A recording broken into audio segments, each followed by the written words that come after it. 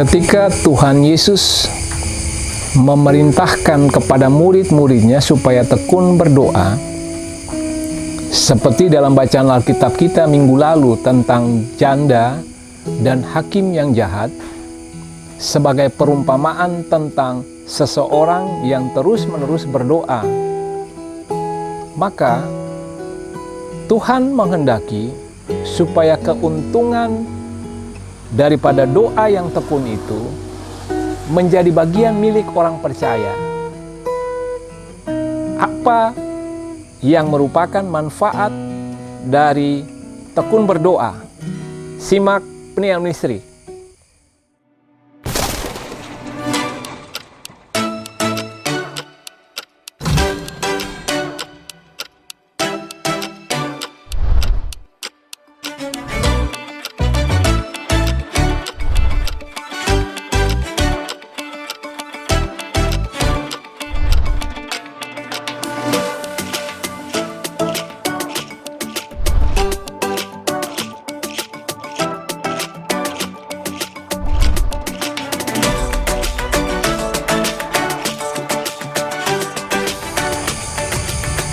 Kita berjumpa kembali bersama dengan penyiar misteri dalam acara Wajah Allah.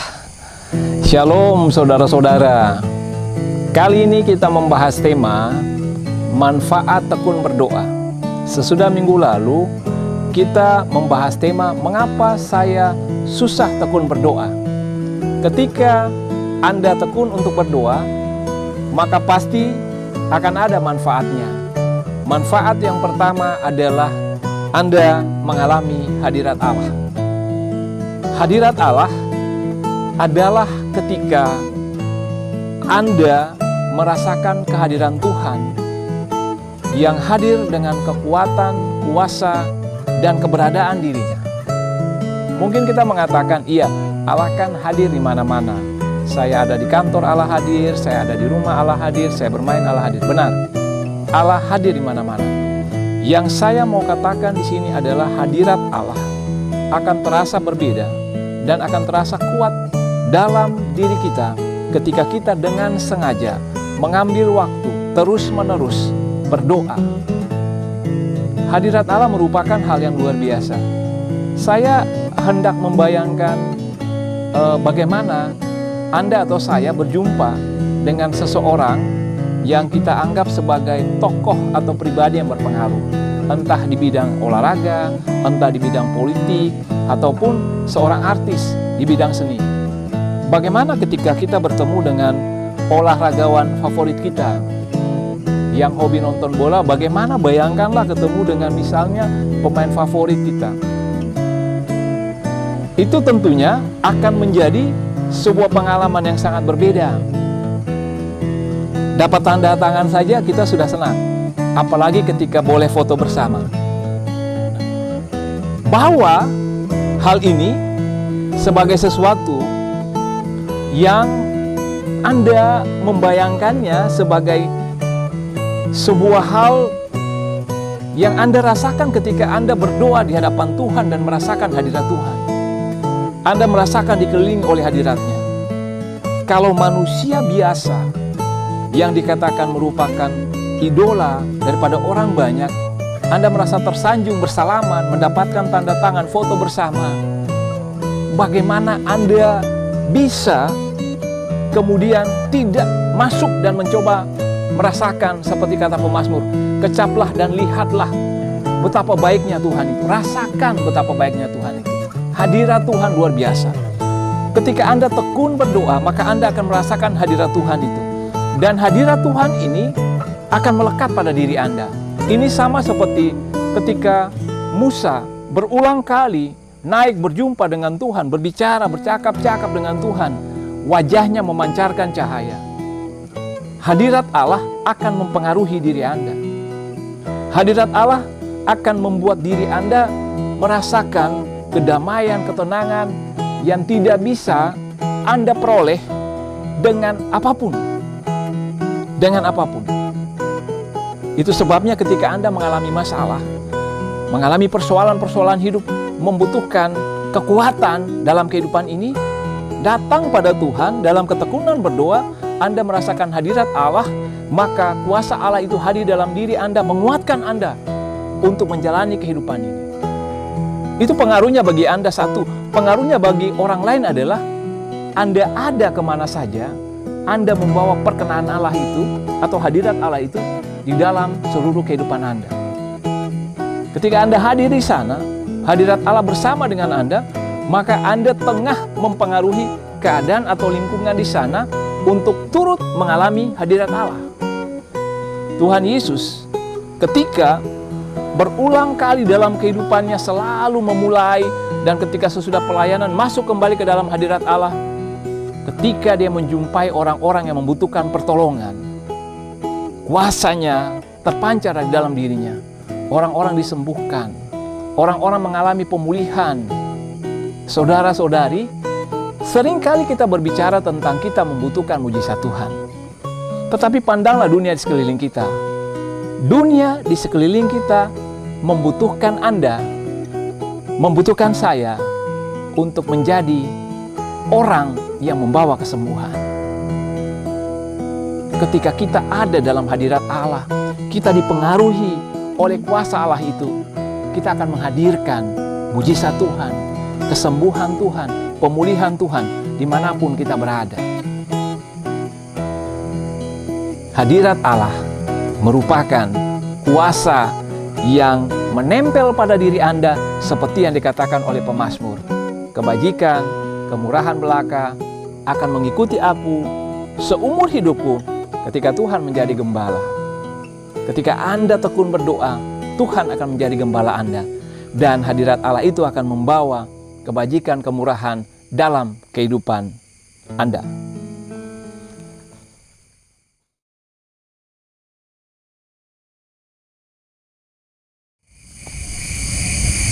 Secara rohani, setiap orang percaya, dia memiliki wilayah yang mesti dia pertahankan atau dia perluas. Itulah yang menyebabkan Yabes berdoa, Tuhan perluaslah wilayahku. Dia tidak hanya berbicara tentang wilayah dalam arti teritorial, tempat dia berkuasa dari kota A ke kota B, daerah A meluas ke kanan, ke utara, selatan, dan seterusnya. Tapi dia berbicara tentang dia punya kuasa dalam hal pengaruh. Pengaruhnya tidak hanya berbicara tentang kekuatan, kemampuan dia berkuasa di suatu wilayah, tetapi pengaruh dia yang meluas. Perluaslah wilayahku, kata Yabes. Artinya dia tengah meminta Tuhan meluaskan otoritasnya, kuasa dia atas wilayah-wilayah tertentu, termasuk di dalamnya yang paling penting wilayah rohani sebenarnya. Saudara-saudari, tekun berdoa akan mendatangkan kepada Anda otoritas rohani yang lebih besar dari waktu ke waktu. Dan tahukah Anda bahwa apa yang terjadi di alam nyata adalah apa yang dihasilkan dari alam roh?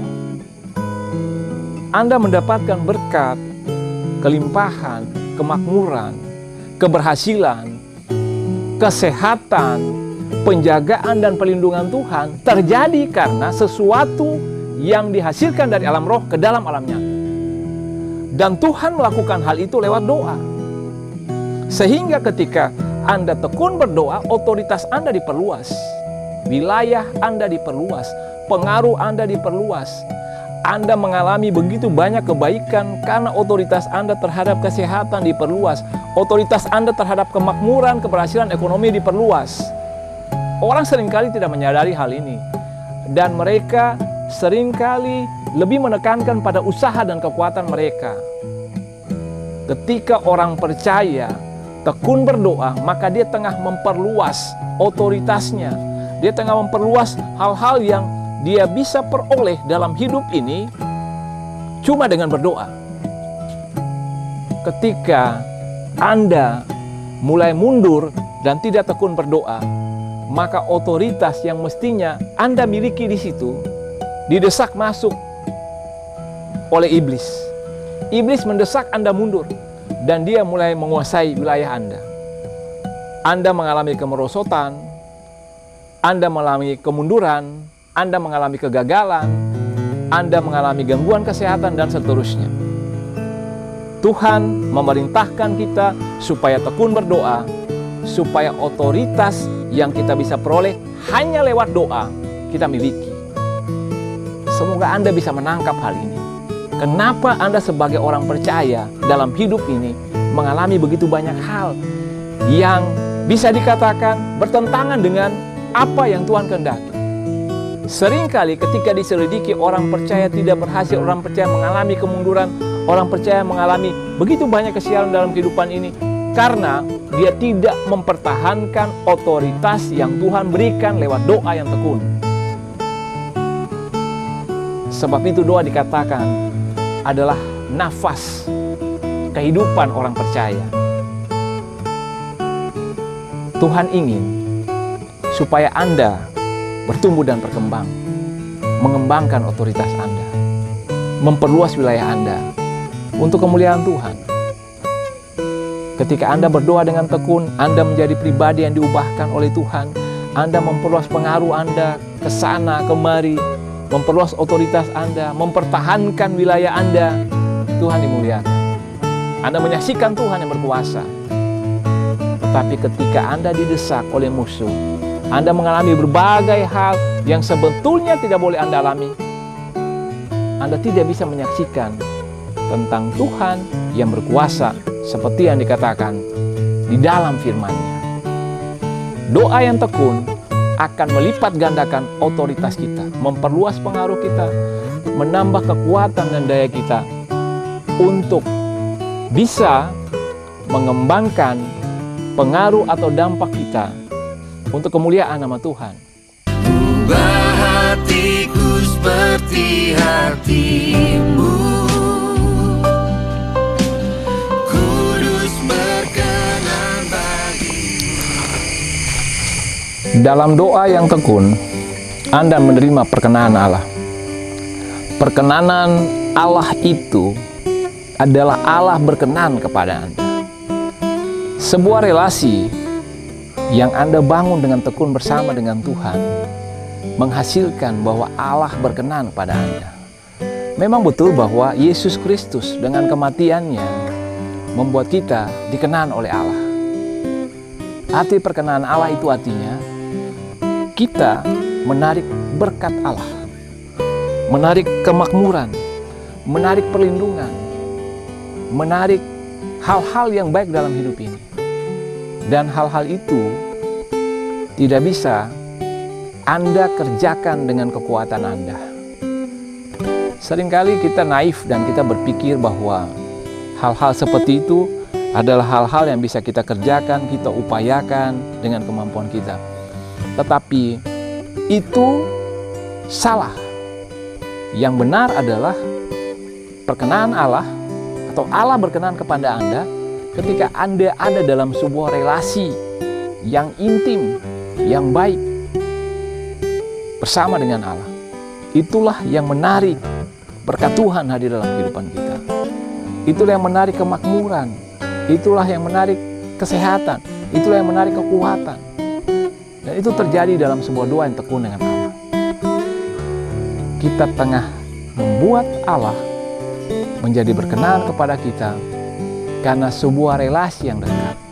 Ini seperti yang dikatakan oleh pemazmur dalam Mazmur 127, berkat Tuhan pangkal selamat.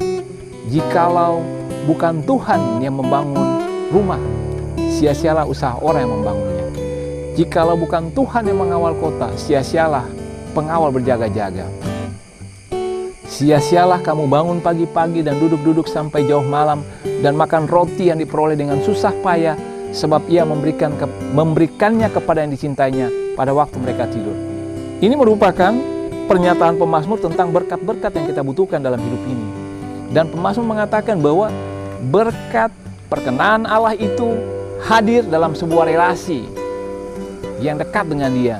Jikalau bukan Tuhan, dia mau mengatakan bahwa Tuhanlah yang menjadi sumber berkat kita. Tuhan berkenan kepada kita, Tuhan mendatangkan berkat itu. jikalau bukan Tuhan yang mengawal kota. Tuhan memberikan perkenanannya kepada Anda ketika Anda ada dalam sebuah relasi yang dekat dengannya. Dan itu Anda bisa melakukan dengan tekun untuk berdoa. Saudara-saudara, itulah manfaat daripada doa yang tekun. Tidak ada salahnya, tidak ada ruginya ketika banyak hal yang mungkin Anda lakukan untuk masuk dalam sebuah upaya tekun berdoa. Karena manfaatnya adalah manfaat-manfaat yang Anda butuhkan dalam hidup ini. Kita mengakhiri edisi Wajah Allah pada saat ini. Bersama dengan pendengar misteri, kita akan berjumpa kembali minggu depan. Kamu dapat, kamu bisa. Tuhan memberkati. Shalom.